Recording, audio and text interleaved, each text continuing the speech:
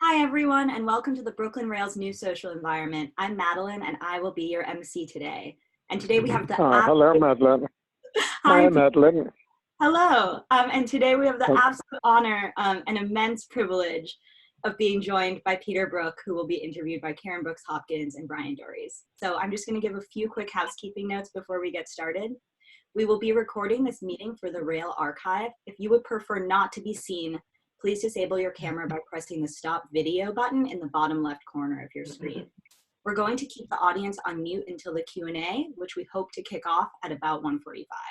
If you have questions while the conversation is happening, please write them in the chat bar to your right. Jeremy from the Rail will be helping out with tech today, so if you need assistance, please feel free to message him. So I'll quickly introduce Bryan, and then Bryan, I'll hand it over to you to introduce Karen and Peter. So Bryan Doerries is a writer, director, and translator who currently serves as artistic director of Theater of War Productions. Theater of War Productions uses dramatic readings of seminal plays and community conversations to confront topics such as combat-related psychological injury, end-of-life care, police and community relations, prison reform, gun violence, domestic violence, sexual assault, and the refugee crisis.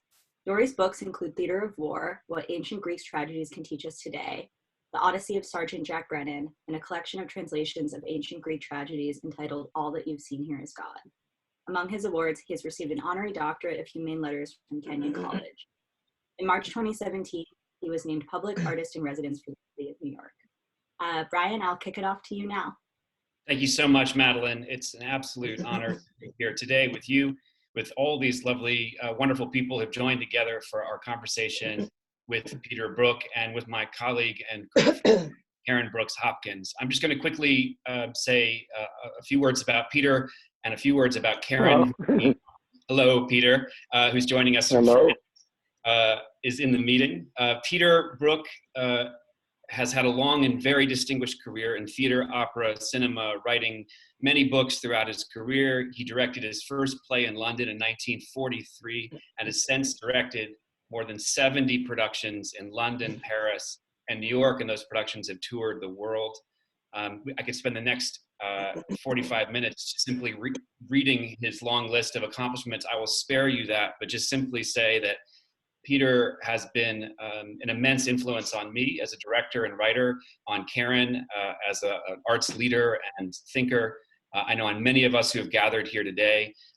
He's had a long relationship with the Brooklyn Academy of Music, where many of his productions were performed, including A Midsummer Night's Dream, The Cherry Orchard, The Man Who, The Tragedy of Hamlet, and of course his 9.5-hour epic, the Mahabharata, which I know Karen will touch upon later in our conversation today. He's written many books, The Empty Space, The Shifting Point, There Are No Secrets, most recently Playing by Ear. We're going to talk about that book briefly in our conversation today.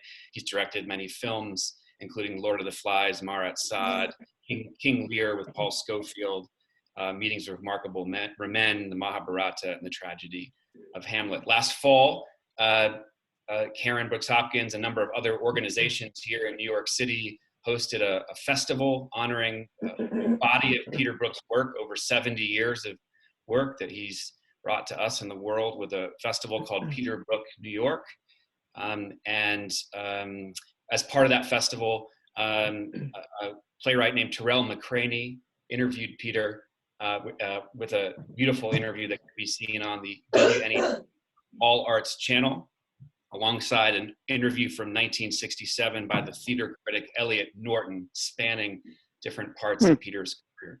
We're so delighted to have Peter with us here today. And before we go to him with our first question, I just want to say a few words about Karen Brooks Hopkins, my partner in this endeavor.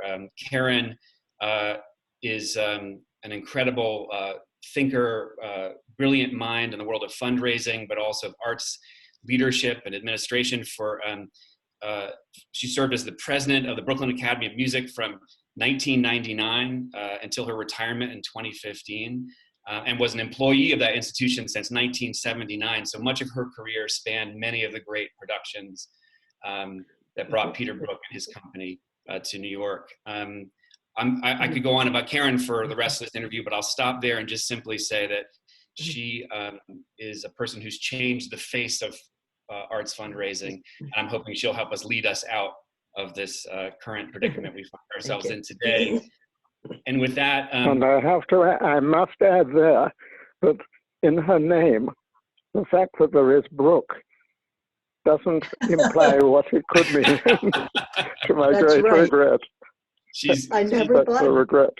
She's Karen Brooks Hopkins, yes, and right. deeply connected to Peter on many levels. So Peter, Peter, we thought we'd just talk briefly about a subject that I know is always foremost on your mind, and that is the now, the present moment. I must tell you something about the now, that as we talk, from time to time, there's a very strange zoom signal that it comes from your side, from mine, but just if we're suddenly cut off or cut, that's where it's trying to, in some way, break our conversation. If we're cut off, then it's up to you to call right back. We shall. I'll be waiting for you. I assure you, we shall persevere. There are many hundred people here listening with us, and the modern technology that brings us together is quite remarkable. But if it has a glitch, we will fix it. In light of that, in your most recent book, Playing by Ear, Reflections on Music and Sound, in the introduction, you quote a bus driver whom you overheard saying the following to his passengers: "The past is history, the future is a mystery, the present is a gift. That's why it's called the present." You're a person who lives in the present, always recognizing it as a gift. What's your feeling in this moment, about this moment, and how is it feeding your work? Well, you know that here I'm in France, and everyone in Europe is in confinement, and confinement seems like a prison, but then one knows from the records wonderful things written by some prisoners who've had to endure solitary confinement, that it has the other side to it. It really clears the deck. A lot of the unnecessary and the useless that accumulates for all of us in so much of our everyday questions that we put to ourselves, things we think we should have done, feeling up somebody who I didn't call, I must call to apologize because I didn't call. All that is swept away when one's just alone with a simple wall and just a telephone as a means of communication, or a pad, or an iPad, and it's such a simplification. But there's the two sides, and that is one of the characteristics of the present. I feel that all the people I know who live in the past, and I've got a tremendous temptation at this moment because so much comes into life that I've completely forgotten from 30, 40 years ago, and it brings immediately tears to my eyes because I'm so deeply touched. Oh yes, I just heard Bruce doing Krishna from the Mahabharata, and it really was overwhelming. And there is something where the past takes on the present. And yet all the first part of my life was fighting in Stratford, in Shakespeare, in the West End Theatre, and above all in the opera, against this tremendous load of the past, of past tradition, of actors coming to Stratford, and above all the comics saying, this is how we always do it, and we get a laugh here. And so they do the old routine, the dreadful thing in the opera, where there's always sets this way or that. And so my first long battle was just to sweep that away. And I didn't want any young person to think that I found a new formula called simplicity. I'd only found the fruit of what Gordon Craig called elimination, just looking for what is essential. And above all, what in the present, it might have worked yesterday, I remember an actor saying to me that he, in the middle of a scene, would always at a certain point take off his glasses while he was speaking. And he said, "You'll see, Peter, I always get a laugh with the movement of taking off my specs." And so that was all that I dread about the past, because that isn't really more than the present. There is no birth on any level at any other time, but at the moment when it happens. That's why we celebrate birthdays. Great. Peter, before I turn things over to Karen, I just wanted to follow up and say, I know that you've been working very hard in the present or leading up to this moment on The Tempest. And I wonder if your confinement and this experience of the pandemic is informing your thoughts about The Tempest in a specific way. In this sense, that it wasn't ever The Tempest. We called this whole experience resonance. And I wanted to make more and more vivid the fact that what makes any line of Shakespeare's so-called immortal is that the words themselves do, if they're rightly spoken, like the note in a piece of music, they touch one because they resonate at that moment. Once again, it's only in the present. So that we did a workshop, a long workshop, where we took fragments from other plays and just listened and felt how simple words could go on resonating and touching us so deeply. And so we called this the Resonance Project. And what we did in the London productions, we said, Resonance Shakespeare. And it was and then Resonance Shakespeare, The Tempest. And the work we've done with some really wonderful actors has been a revelation, where The Tempest is considered a beautiful play full of magic, but that's given over to the designers, to the musicians, to the lighting people. But to feel that, on the contrary, you just go to the words of any part of The Tempest, and they go straight to the heart. The very last words that Prospero, having gone through a tempest, because he knows that he's been terribly guilty and cruel to his much beloved brother, who he provoked into the brother doing something unforgivable to him. And the whole play is the way to forgiveness. And in his lastly speech, his last words, calling on the audience and saying to the audience, this is something which I saw once when we played the play in New York, and there were people full of criminals in the audience of different sorts. And the last line is, we from crimes would be, may you today, with your hands, just saying this is leading to the moment of rules, set me free. And the last words, as far as we know, that Shakespeare himself ever actually wrote was, set me free. And that from confinement to all the wonderful things that we've known happening in the cruelest prison, where the word confinement, solitary confinement, is a prison word. And here, set me free. The theme of freedom is what makes the whole play of The Tempest resonant. So when we come out of confinement with my permanent, inseparable companion and translator, Marie-Hélène, we propose to do, with many months of delay, a production in different places on tour, where we combine the resonance in Shakespeare with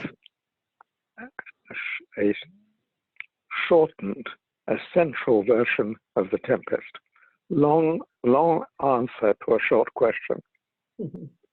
A beautiful answer. Thank you so much, Peter. It's great to know what you're thinking right now about that project and its resonance with the notion of confinement right now.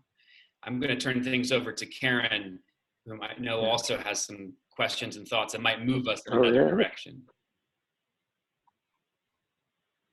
Thank you. It's wonderful to be involved in this interview today. Yes, thank you. I'm honored to be on the conversation, and I'm particularly moved to know that you are thinking about The Tempest. I think it's so timely and so important. And in this way, I've just want to read a question that I've written for you, Peter, because I was thinking so much about your work over all these years and the remarkable number of lifelong collaborators that have been a part of your universe for decades. From Marie-Helene, of course, to Jean-Guy Lecat, to actors such as the great Bruce Meyer, Yoshi, to Harvey Lichtenstein at BAM. And I wanted you to reflect on these deep partnerships and how these kinds of collaborations have impacted your work over these many years. Well, it is very, very simple. You use one word because I don't sense that when people talk to me, not ever, but there's one word that I really deplore when somebody talking to me says it's an honor. And I at once think of Falstaff making fun of the idea on the battlefield. What is it if you're blown up on a battlefield to think that you'll be remembered with honor? Honor is such a great word, but I don't think one can use it ever. Fair enough. We can put in its place gratitude, which I come back to as one of the most marvelous, glowing words in our vocabulary. Gratitude. But to come back to what you're saying, I've never believed, I've never wanted to be a one-man band. I've never wanted to be a star. I understand the appeal to singers, to soloists, everything, to be the person who comes out and gets a great round of applause. This, on the contrary, has never been, even from very young, an aim.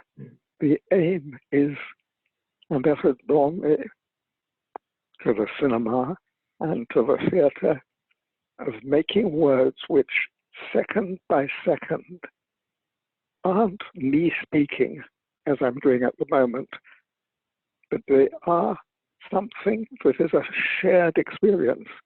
And that's, to me, what the whole of the theatre is about, that somebody has been moved by something. And in true playwriting, it's a situation of real people given names, real characters, and the names on paper, the names in a synopsis mean absolutely nothing. But the work of the actor, and in collaboration with the author sometimes, with the director, and then hundreds of other collaborators, but the basic relationship is that at the moment when the line is spoken, it is felt to be true at that moment. And for me, the great moments in all my life, in all my experience, is when the audience, which is naturally restive towards the end of a play, you can see them so taken that they become motionless. And at the end, we've had that recently, both with A Prisoner and then now with the Tempest project, when the action stops and there's an absolute silence, sometimes goes for a long, long time before someone in the audience begins to clap, sometimes out of embarrassment, and of course everybody else follows automatically. I may have written about it, but when we did a play about the war in Vietnam, and then made the film Tell Me Lies about it, again, what meant that to me was at the end, there was a silence. When we did the play, first of all at Stratford, it was a time when everybody had a view, political view on the Americans and Vietnam, and would take any opportunity, just privately over a drink or in the theater, to make a speech of where they're taking us the wrong direction, where our government is getting it wrong, all that we read about at this very moment, everywhere. And for the first time, I wasn't even prepared for that. When we came to the very end of the play at Stratford, it was a long, long moment. You could see of the audience feeling this question of the American war, burning houses, burning fields. This is not their question. That's why we call the play Us, U.S., meaning us. It is our question. We are burning those plantations. We are burning those houses. We are burning people. And can we remain indifferent? And when we did this for the first time as a play, the silence at the end, because we did something that was a sudden, I don't know how it came out, sudden inspiration, which was just before the end, the leading character took out a box and just released butterflies into the theater. The beauty of seeing these little butterflies fluttering through the lights in the theater took everyone's breath away, because it was just unexpected, had no propaganda or argument in it. It was just magic. And then the actor, who was so involved in this story, reached out, took one of the butterflies, and to the horror of the audience, took a lighter out of his pocket and gradually burnt the butterfly to death and to disappearance. And the audience was so pained, shocked, and horrified that we concealed from them for weeks that in fact we too didn't want to take part in this horror of killing any live creature. And so the actor very brilliantly, as he snatched the butterfly out of the air, did what a conjurer does, and had a piece of folded white paper in his fingers, so that as he took out the lighter, by the time the lighter had reached his hand, the butterfly had been dropped into a little box between his legs to be released later. And it was the paper that the audience, to its horror, saw. And this sense of a death being so brutally burned brought us right into the whole theme of US-Y. And so the silence that followed was not only this long, but somebody began to speak inevitably and said something about the war. And in all the talk of the time, and everybody that, as today, you know, on the virus and on the different wars brewing in the different parts of the world, everyone was pouring out their customary, sometimes very resonant cliches. But here, for the first time in this Vietnam War, we were so caught up in. One heard somebody talking very simply from the heart, and speaking from the heart, the mind became clear and simple. Great. Thank you. Bryan, we're back to you. Actually, Karen, I think it's still in your court. Okay, then. I know we were going to shift to maybe talking to Peter in light of his long collaboration with lots of amazing people, this collective effort. I've heard Peter say recently that he didn't like being called a director, but maybe a facilitator, or that there's more collaborative language that really describes the theater. But I know, Karen, you had an interest in talking with Peter about the actors he's worked for and with over the years and the process. Yes, I mean, I think that was a beautiful story, and the immediacy of the theatrical experience and the resonance, especially during hard times, was very apparent by what you said. And I've been thinking about this act of collaboration, and particularly the remarkable audition process that you and Marie-Helene have engaged in for all of your work over so many years. Somehow, in all of these productions, there have been actors that speak many languages with different backgrounds in dozens of plays, from Shakespeare to Chekhov to the opera work to the newer playwrights that you've been involved in with, to pieces that have been created even more improvisationally. I wanted you to talk a little bit about the magic in an audition that makes you know that an actor is right for that particular role, and just what that feels like when you're watching.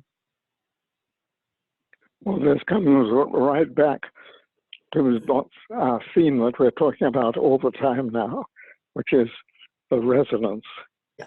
And it is very clear that one of the wonders of people from many different backgrounds, different races working together, is that each one brings, without you talking about cultures, brings their own reality with them. And so when somebody is not in any way trying to do it the right way, but just can be encouraged to, you know what at school they used to say what you feel, boy. Say what you feel, not what you ought to say. And that is all that one can encourage in an audition. Take something very simple and encourage the actor, and in actors of different languages working together. The first time we did this with a Japanese actor listening to a Shakespearean trained actor and to an African actor. They were listening in a totally different way, but much more deeply, with one's deepest instinct, and in much more humble way, because you can't feel my way is right. And this is what with Marie-Helene, she has this extraordinary intuition, talking about her, for finding actors. She looks at an actor in a play, she looks at the photograph of an actor, a little clip from television, and at once has a sense that that isn't just a face, that has a life vibrating through it. And that's entirely what I want, in the same way, to bring that sense to the theater or the cinema. And that's why there's such difference in the cinema, the close-up of the face, that may be what one calls beautiful, or maybe what one thinks is a powerful face. But if the skin is not actually so fine that you can feel the secret inner life of that person, you'll never feel it when they try to give that over to a character. And there's a very good word for what that means: embodied. A character doesn't exist, even Hamlet. It's a lot of words until just the words to be are embodied. Great.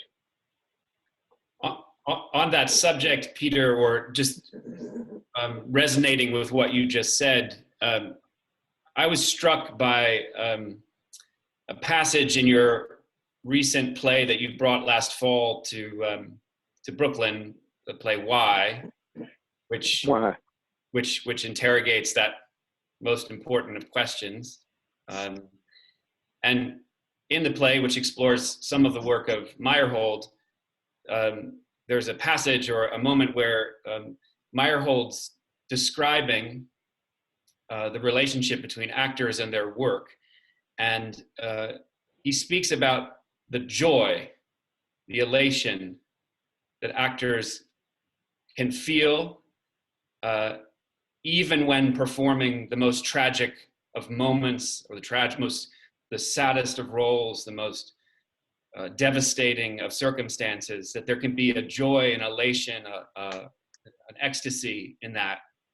And I suppose the one thing that of all the work I've seen of yours that passes through all of them from my perspective is this joy in performance, this spirit. And you don't just speak about it. It is the actual joy of living more fully in the moment than one does when one gets up in the morning and does all the routine things, and then suddenly, and that's why it's the same thing for the audience.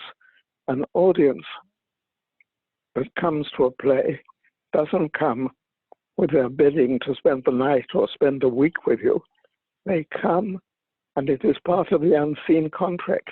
They come all around a very, very great known play like King Lear to spend 1 at the most 2 hours together with this unknown group. And so there, what is happening? That's why I sometimes relate it to breathing, to yoga. If you stop breathing, everything is lifeless. Life, nobody knows what life looks like. Nobody's ever caught life like you can catch a fish. But if life is there, it's a light, it illuminates. And if the light is embodied, then there's something really, I can only use musical images of that, something in that embodiment. The single notes, just in the instant they are played by a really fine musician, at that instant, they take on a quality and the feeling of that life coming through you, through your hands, through your fingers, through your arms, and then when it comes to actors, through your eyes. And that's why, and why we even quote this experience of how Mary Magdalene, and this is really at this moment of Easter, and think of all the terrible, terrible cruelty of that whole story of Christ, leading right down to the fact that he had the most merciless persecution, the most merciless execution. But Mary Magdalene could stay in front of it with joy, the goodness of the Creator. And these one can't discuss. I use already too many words, but at that moment, that's why no actor I've ever known is depressed by playing a tragedy. No audience I've ever known in front of a really great moment of theater in the culminating point of a tragedy goes home depressed. No, on the contrary, these are moments of joy, even if on the surface they are about cruelty. But the other works, one can certainly make a big hit with disgusting, horrifying acts of cruelty being shown on the stage. And there's a whole school of theater, of melodrama, of theatre that is really horrifying because it just exploits, and the cinema too, exploits the worst intuitions in the audience, the worst part of their nature. But if one can go beyond this, you can show equally horrifying acts in a way that you're rejoicing the vitality, the life, the breath, the air that comes in, the light that goes with it. It is always there. This response makes me think so much about the Mahabharata and the wheel, the disc turning in the great battle. Oh, yes.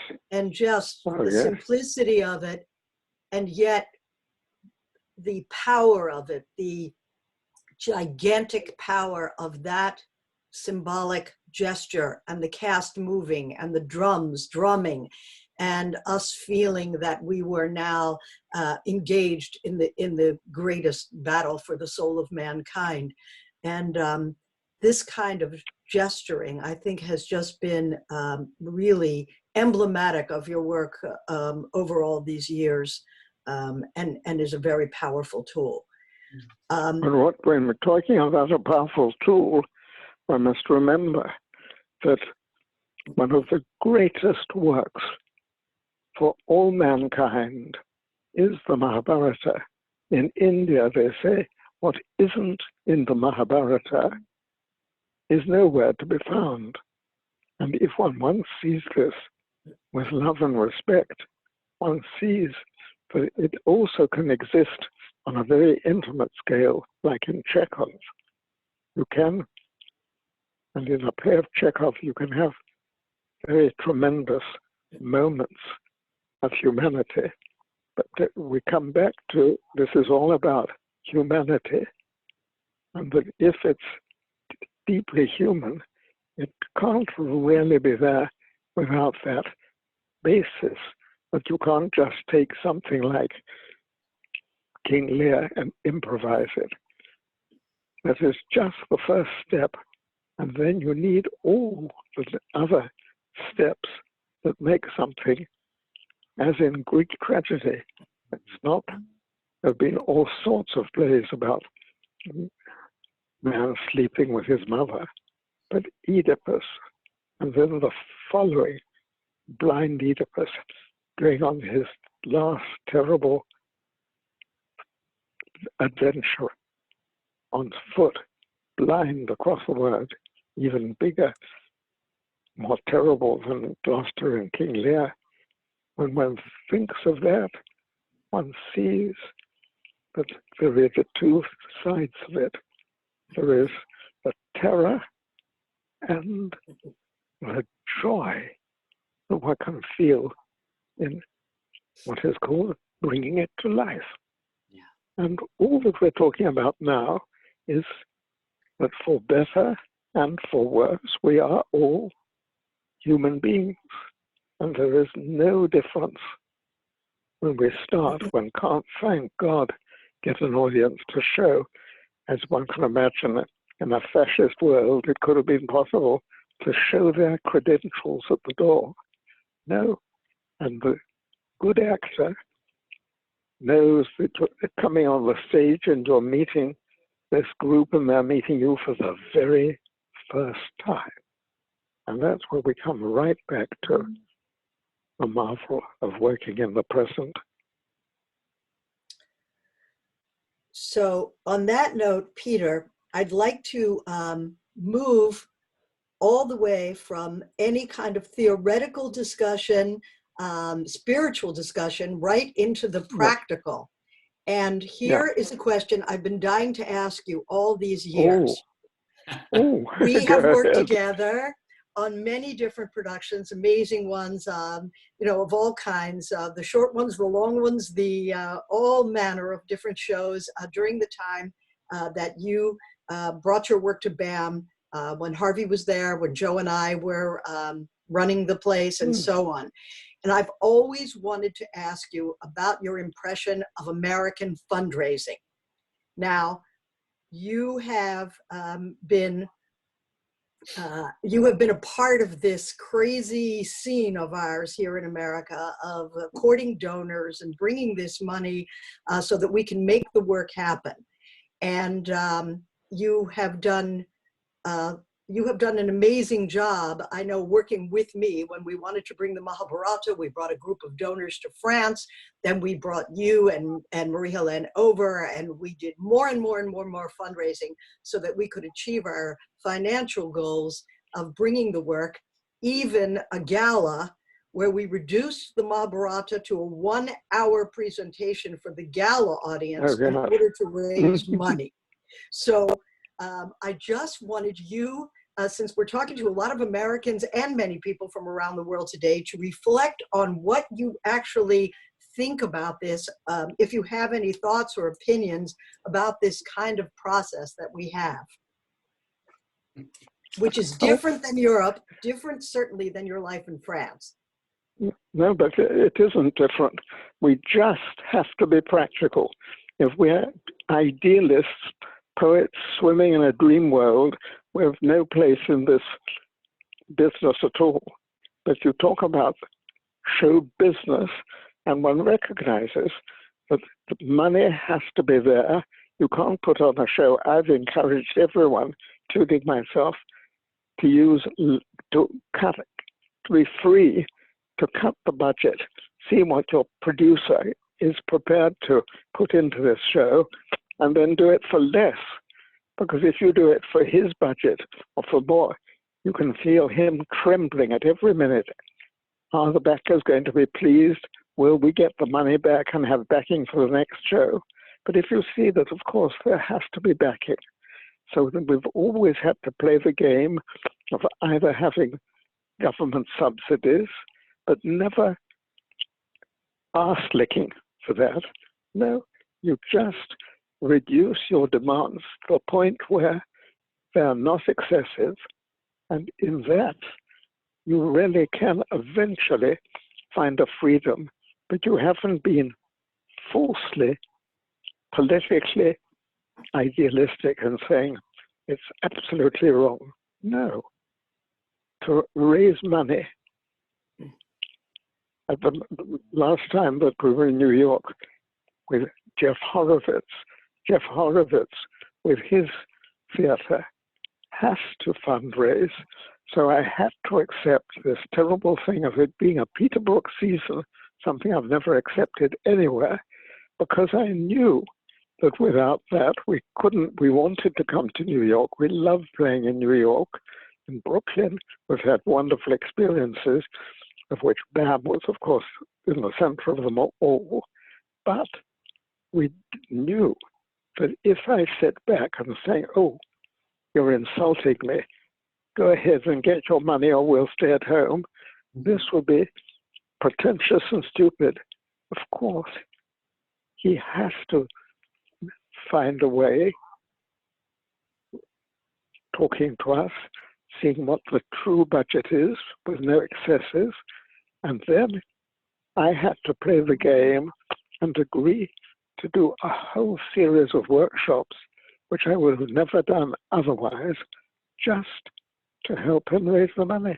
So my answer to you has been a long answer, and the simplest answer is let's be practical and see what is needed. So this is Bryan, Peter. And where we find it. Mm-hmm. Yep. On that practical note, I really appreciate how open you are about meeting those needs, especially of collaborating institutions. I know Karen, had to work with you on just to raise the funds to bring the Mahabharata to New York and to renovate what now is called the Harvey Theater, the Majestic Theater, and that was no small act. And every time a production is put on, it requires this work. One of the things I find most useful about your thinking about how works are developed has been also to reject some of the things that we hold as self-evidently practical, but in fact get in the way of healthy creation, or that's not a great word to use, but the possibility of creating the conditions for forms to emerge. One of the things I find most helpful in your work is this notion that you've brought up, what you call the formless hunch. And I know when you and I were talking last in London, I asked you about it, and you said, how can we possibly know what the form is, i.e. the sets, the costume, the structure of the event, the things we're going to do, until it has emerged. And oftentimes finances legislate a structure that keeps us from having that period of discovery. But I wondered if you could talk in this last question I'm asking, and before we open it up to other people who may have some things to ask in our final moments, if you could talk about the formless hunch. You talk in your most recent book about our role is like that of a good gardener, respectfully to recognize that only when the ground has been lovingly prepared can the true form be ready to receive the nourishment with which it can grow, develop, and open. What is this formless hunch, and how is it emerged in your work? Well, I think that this is something that when you come down to it, everybody can recognize, having a hunch.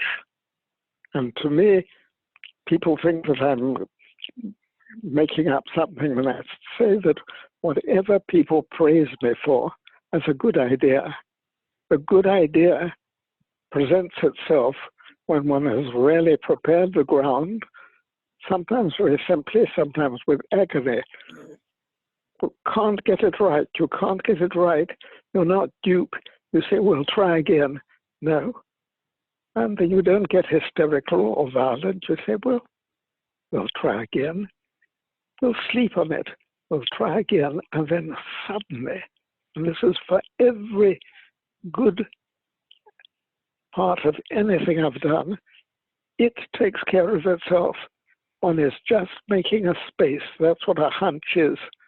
A hunch is a very good word because you can't work it out. You can't think, I'm now going to have a hunch. But of all the so many choices at every single moment, and just, the person you should be putting all this to is Karen, because the whole of her life and all the marvels that she has done, bringing so much to so many people, she just has that, we call it intuition. Harvey had so much intuition. He wasn't working it out. And if somebody said, now tell us, what is your method? I want to follow in your footsteps. Tell me how to do it. No. I go back to what you've quoted. You prepare the ground in many ways, which can be just with a smile and confidence, or it can be with despair. Doesn't matter. Those are all ways of preparing the ground. And then the great truth of, let's sleep on it and talk again tomorrow. And that means that, that is where wisdom comes, because we aren't wise, but wisdom can find its way if the ground is prepared.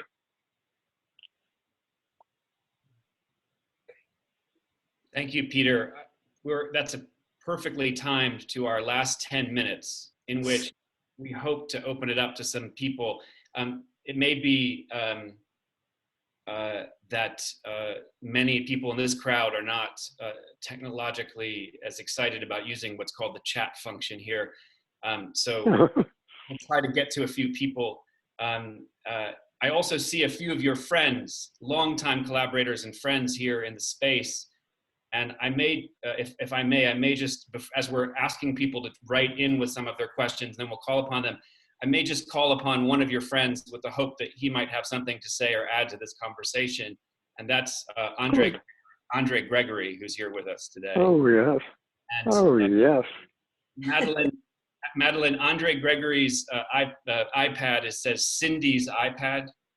If you wouldn't mind unmuting Andre's iPad, and then hopefully Andre won't mind unmuting himself.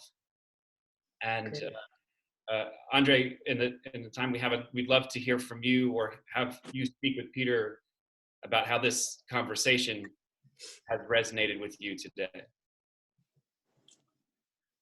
Well, I remember many years ago, Harvey was going to have lunch with Peter.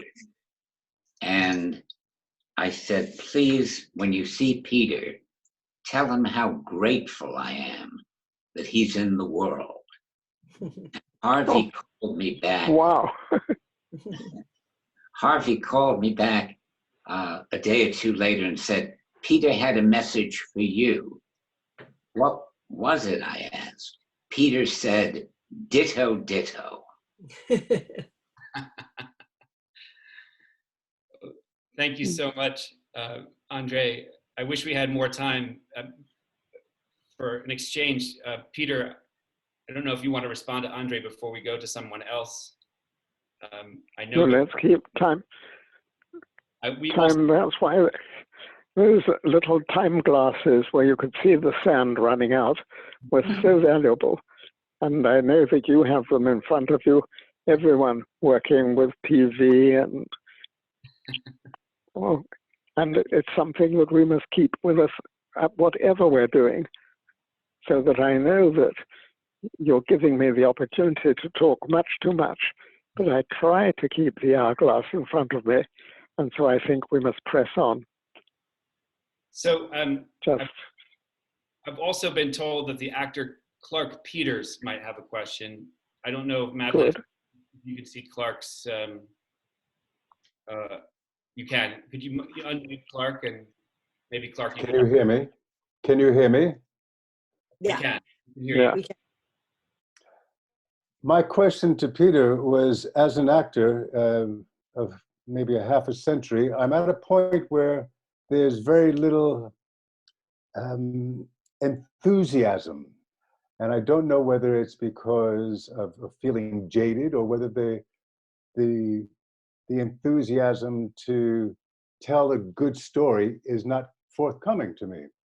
I was actually trying to get over to see you and just to sit at your feet for a while and see what I could glean from you.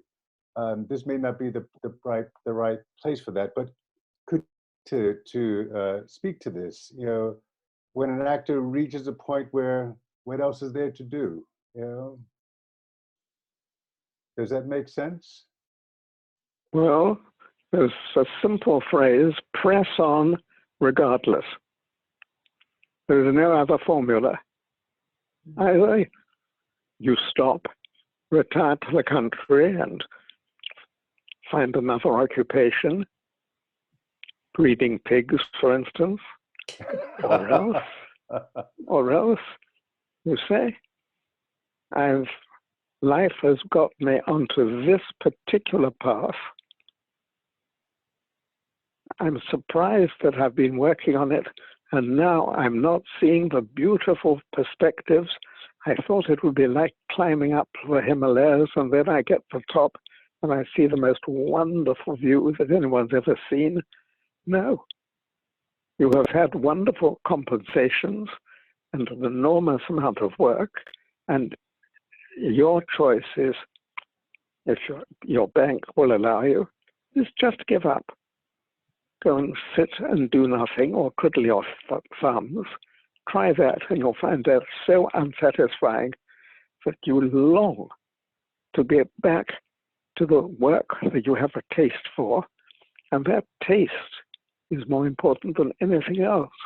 And so nothing can prevent you from just getting two of your friends and going into a little back room and just the three of you reading Hamlet, swapping roles, so that at one moment you've been reading Hamlet, and then you swap and you read The Gravedigger while your chum reads Hamlet.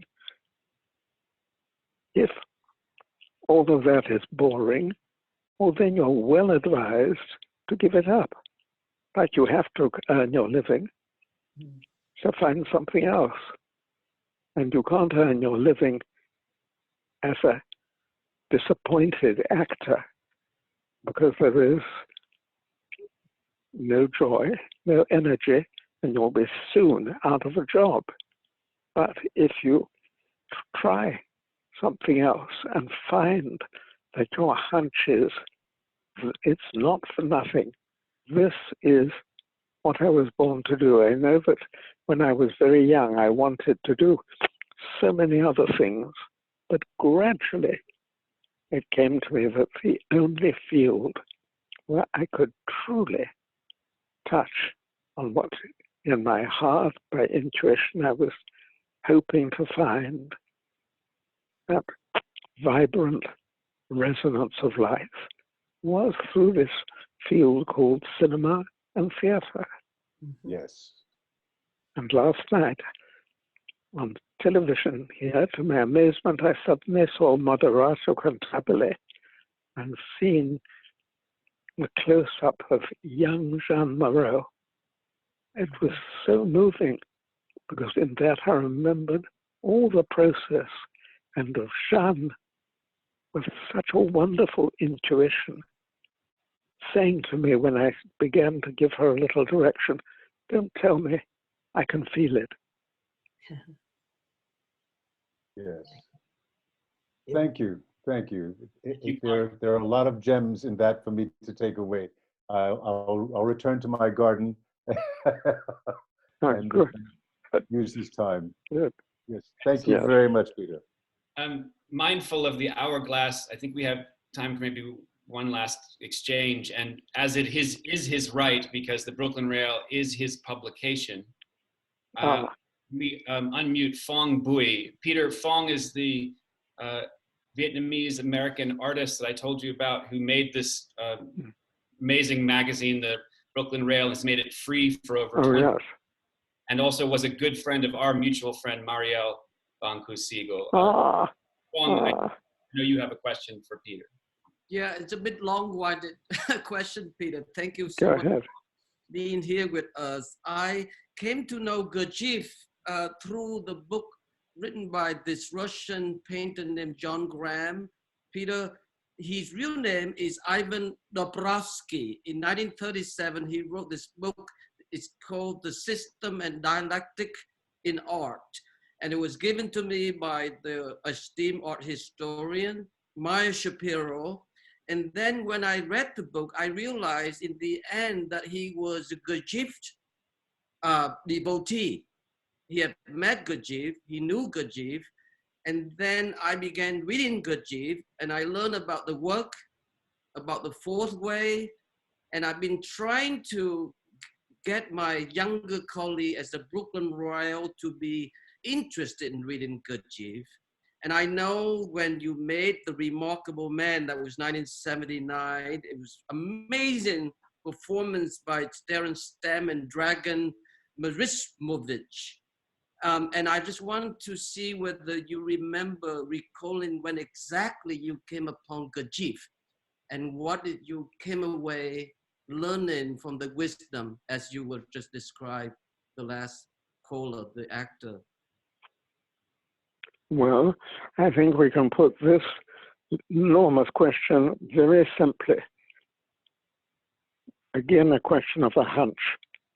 When I did all my early work, when I was 16, 17, I was intuitively felt for a stage, if you have too many of this, not enough of that, when you move people, if they're too close, too far away, and then I gradually realized that proportion in a beautiful face, proportion in space, proportion in architecture, all lead to something that we call beauty.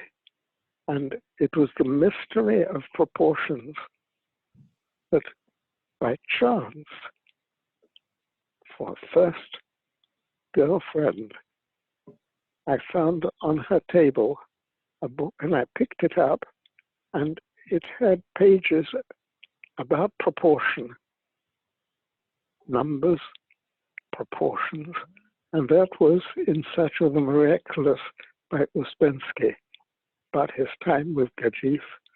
And for that, I saw this isn't a method. There is something that I must know about. So at once I discovered that there were little groups of people working in London, with a marvelous woman called Jane Heap, who were second generation students who had worked with Gurdjieff. And for that, I felt a need just to meet, to talk. And I saw at once that this isn't a method, isn't something you can do alone. You need to be with others.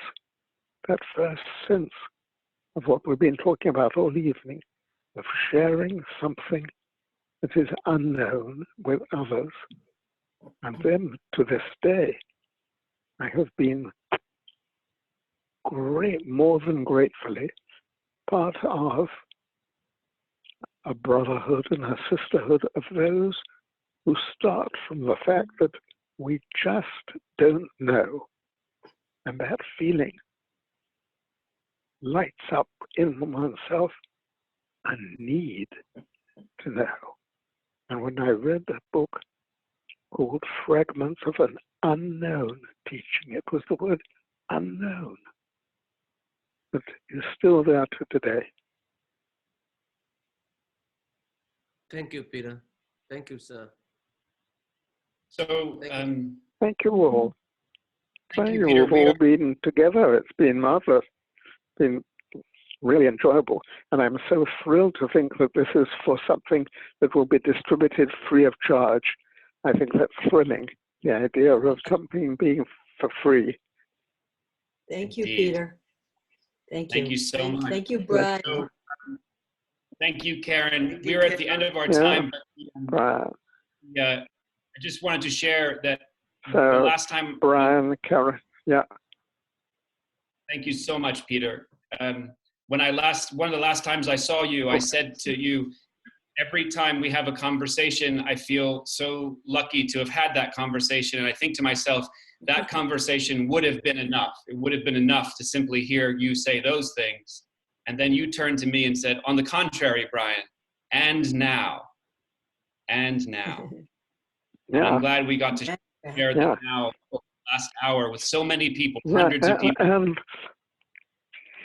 And mustn't forget that without Brian, just a Peter dangling in the void couldn't have said anything. Indeed. Rail tradition, we'd love to conclude the poem read by a member of our staff if people have time for that. That would be great. Excellent. Let's close Time with to laugh. Yes. Okay. So let's close on a laugh. That's all that matters. Yes. So we'll have a poem read by okay. Rail's team. So Miko, Okay. I'm meeting you now. Okay. Hey, everyone. Thanks, Peter, Brian, Karen, for the great conversation. I'm going to read The New Religion by Chris Abani. The body is a nation I have not known. The pure joy of air. The moment between leaping. From a cliff into the wall of blue below. Like that. Or to feel the rub of tired lungs against skin-covered bone. Like a hand against the rough of bark. Like that. Yes. The body is a savage, I said. For years I said that. The body is a savage. As if this safety of the mind were virtue, not cowardice. For years I have snubbed the dark rub of it. Said, I am better, Lord, I am better. But we're not colonialists here. We're nothing against the savage. But sometimes, in an unguarded moment of sun, I remember the cow dung scent of my childhood skin, thick with dirt and sweat, and the screaming grass. But this distance I keep is not divine. For what was Christ if not God's desire to smell his own armpit? And when I see him, I know he will smile. Fingers glued to his nose and say, Next time, I will send you down as a dog to taste this pure hunger. The end. Oh, that's okay. Good for Easter. Okay, my dear. Thank you. Blessings Thank you. Blessings on everyone. Let's hope. Thanks, everyone. Bless us all. Bye-bye. Bye. Bye-bye. Take care. Bye. Bye. Bye. Bye. Bye. Bye. Thank you. The same.